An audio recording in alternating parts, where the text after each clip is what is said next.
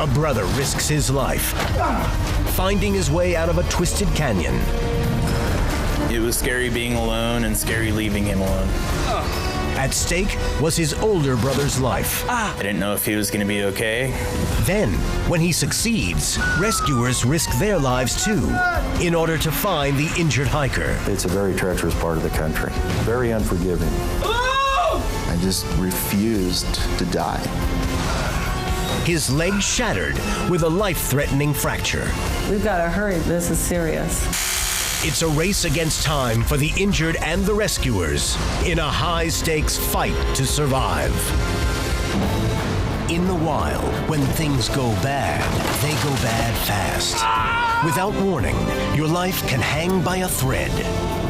Adventurer and survivor Craig DiMartino fought back from his own wilderness disaster to reclaim his life. Now Craig meets other courageous outdoorsmen who beat the odds and return from their own fight to survive.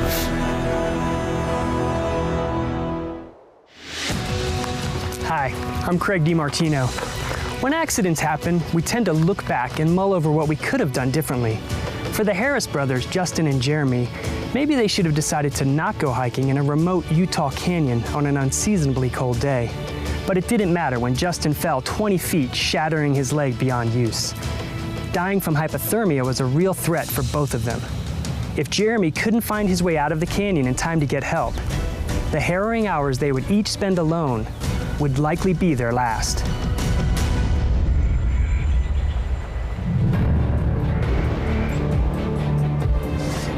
The two brothers' morning descent into the canyon gave only a hint of the tortuous path that lay ahead. It was cold, wet, and treacherous.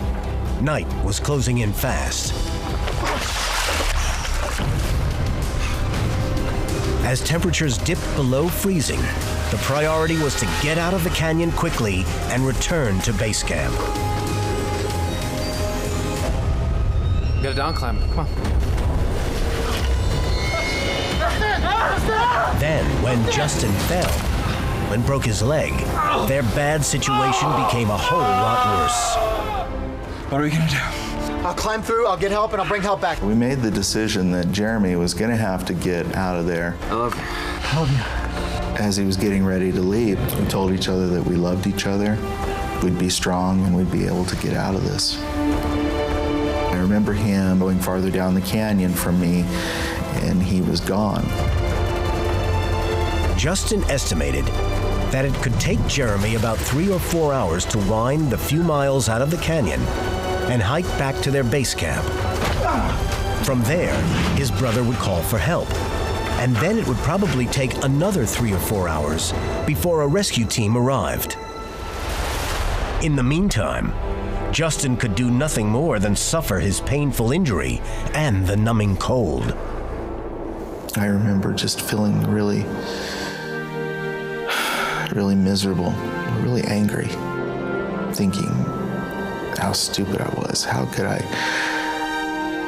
let that happen? I just leaned into the wall and cried for a while.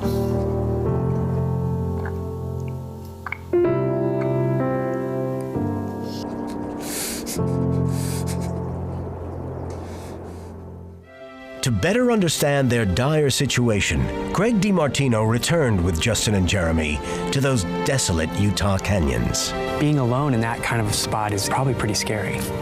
Everything in my body was saying, you know, lay down, go to sleep, just shut down. And I thought about my wife and kids all the time. Right.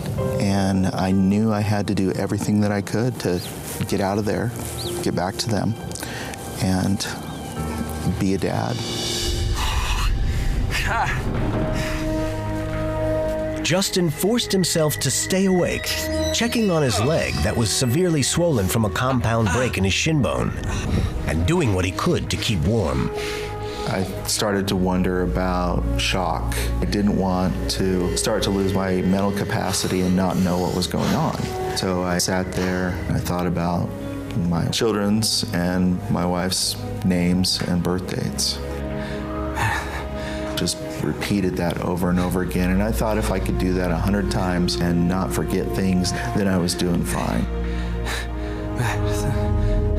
February 4th. The morning sun brought some relief from the bitter cold. Hello? He expected rescuers to arrive by midday. Hello? His hope of salvation faded along with the daylight. Dreams of a quick rescue gave way to the nightmare of spending a second night alone in the cold canyon. I was worried about Jeremy. That's when I started to wonder if maybe he had had an accident or if he had died that night in the canyon. If it's been 24 hours and I haven't heard from anybody, then there's a good chance that he didn't make it out.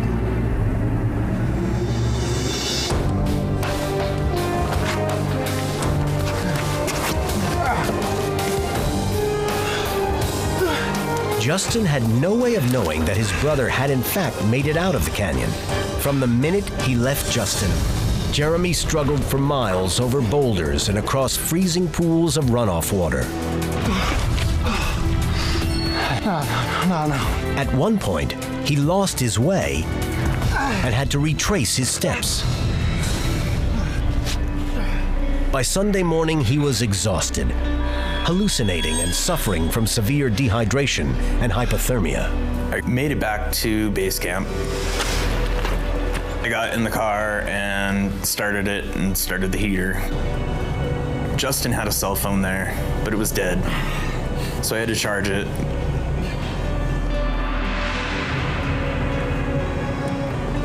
There was no signal at all, zero. Jeremy climbed atop the truck and got a cell signal, just strong enough to reach the Emery County Sheriff's Department.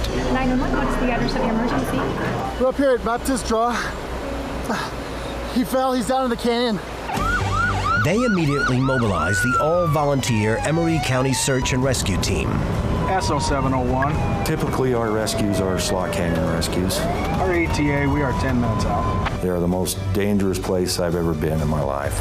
It's so remote, it takes a search and rescue team sometimes days to get to people out in that area. It's a very treacherous part of the country. Very unforgiving. Jeremy, how far down there is Justin? A couple miles in, I don't know. Can you tell us how long you guys were hiking before he fell? No, a few hours, I don't know.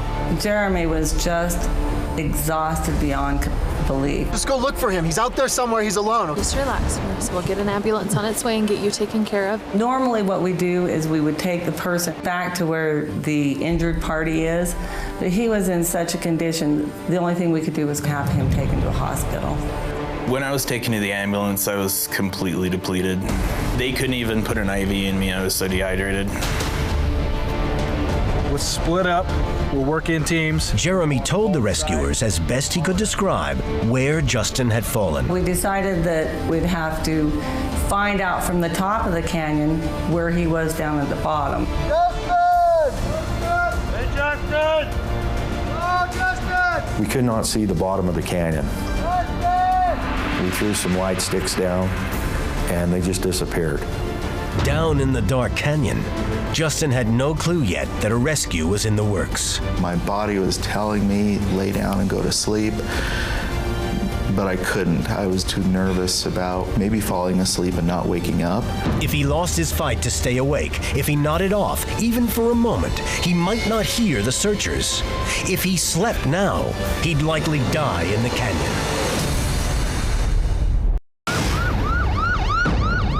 As soon as they arrived on scene, the Emery County Search and Rescue Team began combing the remote Utah Canyon for the injured hiker. We started searching the ledges to see if we could hear him and he could talk back to us and we could find where he was. Unaware that help was in the area, Justin laid shivering in the bottom of the canyon. I started to hear things out in the distance. The team hurled M80 fireworks into the canyon to try to wake Justin if he had lost consciousness. I figured that's either help on the way or I'm hallucinating and I'm near the end. Rescue teams walked along the edge of the canyon, calling down to where Justin might be trapped. We were pretty excited when we heard that voice. It was almost unreal that it was actually happening. And they asked how I was doing, and I told them I was cold, got a broken leg. But I'm doing all right. How's my brother? How's Jeremy? And they said he made it out. He's at the hospital getting some help, but he's doing okay.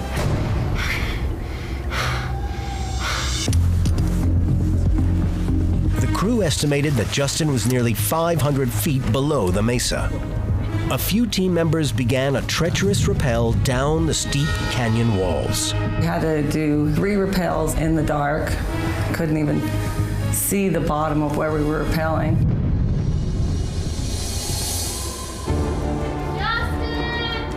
I'm over here! I heard them coming for a while, and I knew they were trying to get to me, and I knew it was really difficult. The descent into the canyon took the rescuers the entire night. Justin! Over here! Oh, I see him. He's right up here. Diane Chandler, an EMT and a volunteer on the team, There's not a lot of room. was one of the first to reach Justin. Hey, Justin. Well, when I first saw him, I was pretty excited. It's like, hey, this guy is alive. He's talking to me. He's coherent. Just relax. Let us take a look and see what we have here. She pulled my pant leg up, and I think immediately she knew how bad it was. I tried to school my face not to show the shock when I looked at his leg. How bad is it? Let's just focus on getting you out of here right now, okay? When she wanted to change the subject, I knew that was probably not a good sign. It was hard, and it was oozing blood and fluid. Immediately she knew that it was life-threatening. All right, I'm gonna go let him know we've found you. Take some deep breaths, try to relax. This is Diane. Go ahead. I'd say due to the epidermal oozing, the location of the break and the size of his leg, it's gotta be something like compartment syndrome. We need to get him out of here as quickly as we can, okay? We're looking about 30 minutes. Copy that. Justin's leg showed the effects of blood fluid pressure accumulating under the skin around the injury. Okay. Hold all the weight. Called compartment syndrome, the resulting disruption of blood flow can cause critical damage to vital organs of the body. All right, I'm gonna slide this splint right under right now. Compartment syndrome is pretty dangerous. Not just risking a limb, but also for the life, because toxins build up into that compartment. If those are released into the body, you can just die from that. Up top, the rope team began setting up a system to extract Justin. We started setting our pulley systems and our belay systems up. Lovely. It takes a lot of time to do that, especially out in that area. The anchors are really bad. There's not a lot of trees, so we had to drill bolts to make sure our anchors were safe. As the rescuers rigged the ropes, Diane tried to stabilize Justin. I remember her trying to give me an IV, This is frozen solid. but as soon as she got the lines out, it would freeze because it was so cold. So she sat with me and she talked to me, and we talked about my family. It was so comforting to have her there to take my mind off of what was happening. Lots of times people think when you get there, all of a sudden it's over. But really, the work has just begun. I really just tried to focus on the things that I could do. Stay positive, just focus on staying alive. For the rescuers, Ready on top? Yeah! getting Justin out of the canyon alive was a race against time. A race they weren't certain they'd win.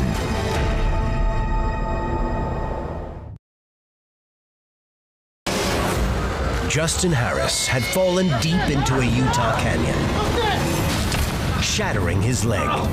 Over here! The Emery County Search and Rescue Team reached him and stabilized his injuries. They moved quickly to lift the injured 31-year-old out of the tight canyon. A lot of loose rock right above Justin that we had to work through. It was 500 feet straight up a wall, and I was in the basket. Ken was attached to the rope, holding the basket and keeping me from banging against the wall. We're almost there, man. Ken was just a rock. He was just amazing.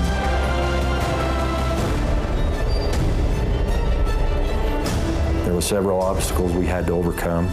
The team on top worked their guts out getting me and Justin up.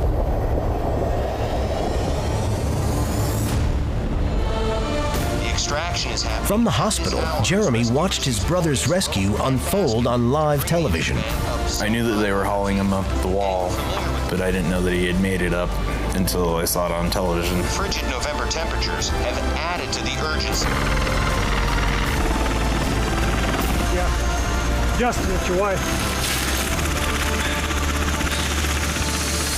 Hey, Trish. I was able to tell my wife I loved her and she loved me, and that things were going to be okay.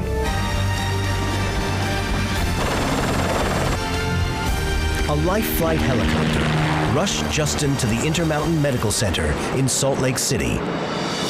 Justin's wife had made her way to the hospital as fast as she could. Once we got to the hospital, she came in and gave me a big hug and, said something like, "You're so stupid, but I'm glad you're alive." Where's the kids? They're fine. They're with my mom. It was reassuring because when I was sitting in the canyon, I'm thinking about them. They're my motivation to get through this. Doctors discovered the extent of the fracture and the grave damage done by the compartment syndrome. Damage that looked irreparable. After multiple surgeries, a decision had to be made. There was no more oxygen getting to my foot, and even after all the surgeries, they just couldn't save my foot. And so I had to make that decision to have half of my lower leg taken off.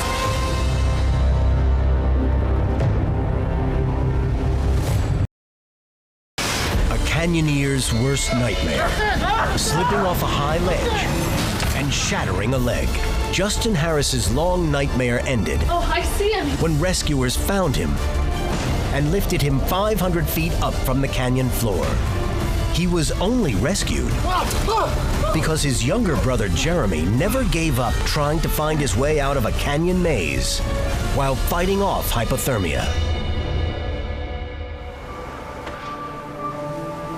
After I got to the hospital, I was able to see Jeremy. It was pretty amazing to look in his eyes and tell him thank you. I'm serious. Thank you for fighting. Thank you for staying alive. Thank you for doing everything that you had to do and go through to get out of there, and for not giving up. I'd be dead if it wasn't for you, man. I'm sorry, man. No. That time was extremely hard. I felt responsible for what happened. When you feel like you've hurt your brother so bad, it brings you down a lot.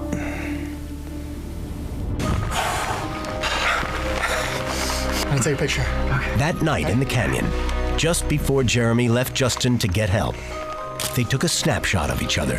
They had no idea if they'd ever see each other again. Remember those pictures I took? Then, during his visit to Justin's bedside, Jeremy showed him the two images from that night. He brought the pictures up and showed me the picture of him, and it shows the canyon in the background, and it shows how dark it's getting, and you could really see the fear on his face. Then I looked at the picture of me, and I had this sort of look of misery on my face, like I'm having my worst day. Then I noticed on the side of the picture there was something a little different, and I thought, wow, that's interesting. And I thought about that moment that we took that picture, and I thought about how we had this wonderful moment as brothers. And I thought, well, maybe we captured an angel. It's my guardian angel. Wow, I never noticed that. That guardian angel may have helped save Justin from the canyon, but it couldn't help save Justin's leg. We got to the point where there was no blood flow anymore. Yeah. And it was obvious that the leg was deteriorating fast. I did some real soul searching and thinking about what that would mean for me as a husband, as a provider, as a father. And I realized that all the things that matter weren't going to change. It's just a leg. Right. I'm still here. It's not Justin, it's a leg. I'd give the other one to stay alive. Right. It's just amazing to have that second chance and still be here. Not long after the accident, Justin's wife Trish gave him some wonderful news. They were going to have another baby, a girl. We named her Emery Faith Harris in honor of Emery County Search and Rescue. Life today is great, it's challenging. I've learned that sometimes you have to plan a little bit more in advance, and you might have to find a different way to do something, but I found that I can do just about anything I want to do. So you haven't been like in the climbing setup kind of since that day? Craig returned with Justin to the remote Utah canyons that he had once enjoyed exploring. Go right in here and the rope will run nice and smooth, kind of like what you guys did that day. You know, a couple longer rappels, but it'll get you down to the bottom. And with Craig's guidance, Justin regained something else very important to him. Something that he thought he had lost forever. Sometimes we go through difficult things, and sometimes there are challenges.